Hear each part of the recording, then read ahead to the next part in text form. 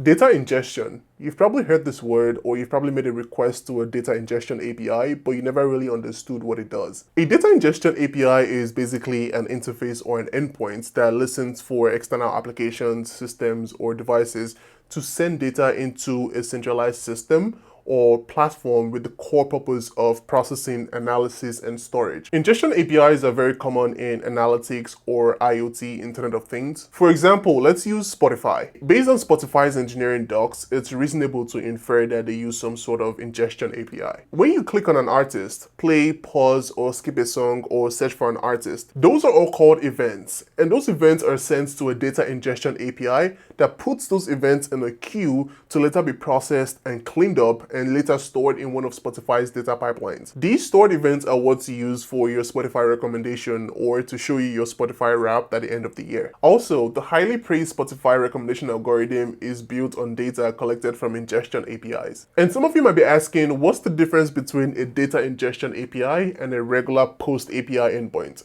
Don't they both receive data?